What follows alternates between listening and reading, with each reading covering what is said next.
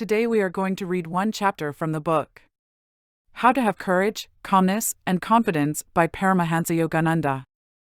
Chapter 1. Courage, an innate quality of the soul. Success, health, and wisdom are the natural attributes of the soul. Identification with weak thoughts and habits, and lack of concentration, perseverance, and courage are responsible for the misery that people suffer due to poverty, ill health, and so forth. You are paralyzing your faculty for success by thoughts of fear. Success and perfection of mind and body are man's inherent qualities, because he is made in God's image. In order to be able to claim his birthright, however, he must first rid himself of the delusion of his own limitations. God owns everything. Therefore, know at all times that as God's child you own everything that belongs to the Father. You must feel fully satisfied and contented, knowing that you have access to all your Father's possessions. Your native endowment is perfection and prosperity, but you choose to be imperfect and poor. The sense of possessing everything must be a mental habit with each individual. Every day is a fresh opportunity on the part of the human ego to gather more and more exploits of heroism. Meet everybody and every circumstance on the battlefield of life with the courage of a hero and the smile of a conqueror. Whatever comes your way and needs attention must be considered a duty. Duty is not imposed upon man by any superpower. It is the inherent urge of life toward progression.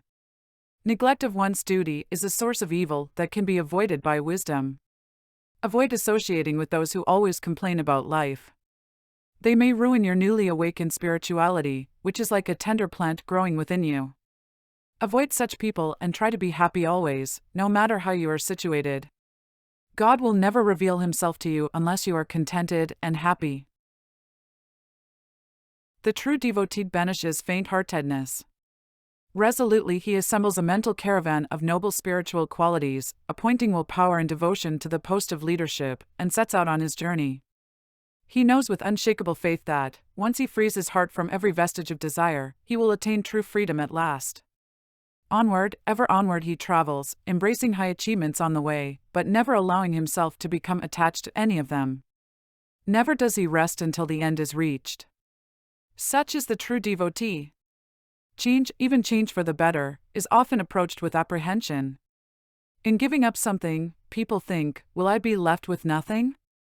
It takes courage to renounce the known for the unknown. It is not easy even to renounce a familiar pain for an unknown, and therefore uncertain, happiness. The mind is like a horse that for years has pulled its delivery wagon. The horse grows accustomed to its daily route, and cannot be convinced easily to walk a new one. The mind, too, will not lightly abandon its old habits, even when it knows they cause only misery. Beneficial changes should be embraced with courage. As long as one's hopes for better things are opposed by fear of their attainment, the mind can never be at peace.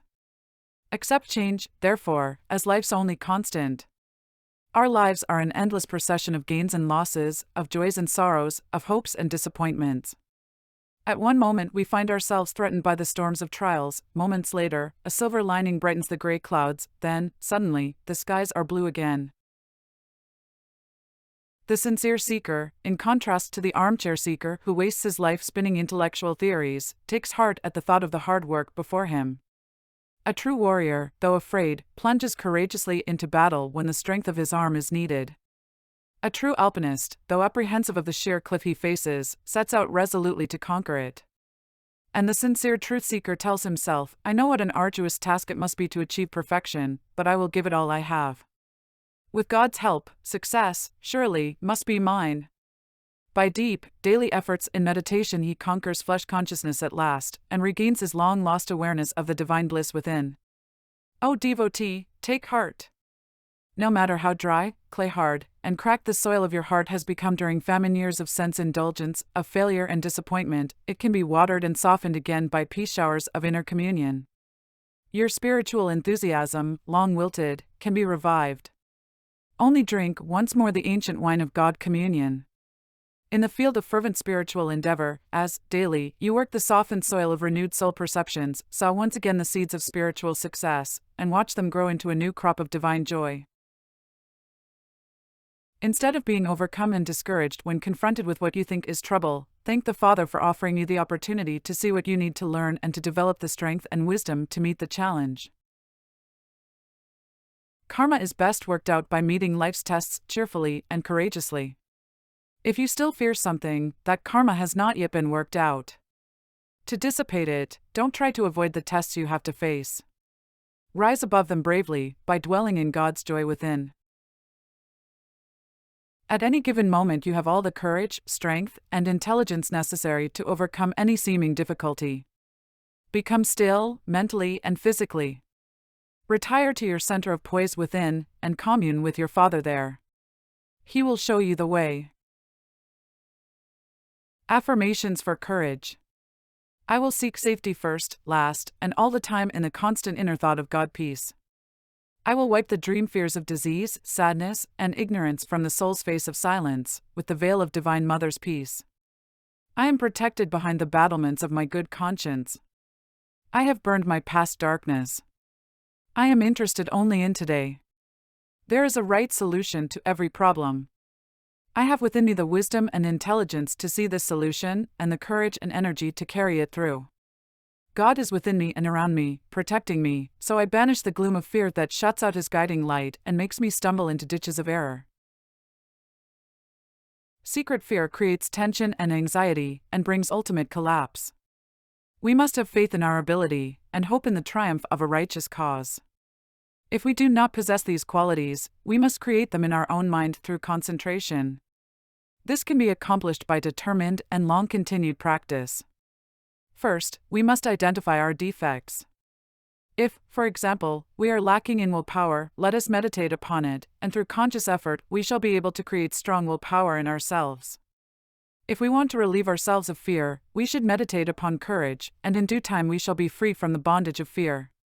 Through concentration and meditation, we make ourselves powerful and able to focus our attention. Continual practice will enable us to concentrate our energy upon a single problem or a single responsibility without any effort. It will become second nature to us. Possessed with this new quality, we shall succeed in our life's undertakings, both spiritual and material. Sorrow has no objective existence. If you constantly affirm it, it exists. Deny it in your mind, and it will exist no longer. This is what I call the hero in man, his divine or essential nature. In order to acquire freedom from sorrow, man must assert his heroic self in his daily activities. The root of sorrow lies in the dearth of heroism and courage in the normal man. When the heroic element is lacking in the mental makeup of a person, his mind becomes amenable to all passing sorrows. Mental conquest brings happiness into life, and mental defeat brings sorrow. As long as the conqueror in man is awake, no sorrow can shadow the threshold of his heart.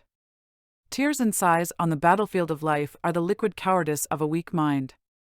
Those who give up the fight become prisoners within the walls of their own ignorance. Life is nothing if not a continuous overcoming of problems. Every problem that waits for a solution at your hand is the religious duty imposed upon you by life itself. There can be no life that is not full of problems. Essentially, conditions are neither good nor bad, they are always neutral, seeming to be either depressing or encouraging because of the sad or bright attitude of the mind. When the individual sinks below the level of circumstances, he surrenders himself to the influence of bad times, ill luck, and sorrow. If he rises above circumstances by the heroic courage that is in him, all conditions of life, however dark and threatening, will be like the blanket of mist that disappears with the warm glance of the sun. The sorrows of the normal man are not inherent in the conditions of life. They are born out of the weaknesses of the human mind. Awaken the victor in yourself, arouse the sleeping hero in yourself, and lo! No sorrow will ever darken your door. This is a series of audiobooks and insightful lectures brought to you by Akanksha, dedicated to exploring timeless wisdom and spiritual teachings. Each recording is generated with love, honoring my journey and my connection with higher guidance, especially in tribute to my son Arnav, who now guides me from beyond. May these words awaken the divine love within you, bring you peace and inspiration on your own path, and may divine light within shine bright. Namaste.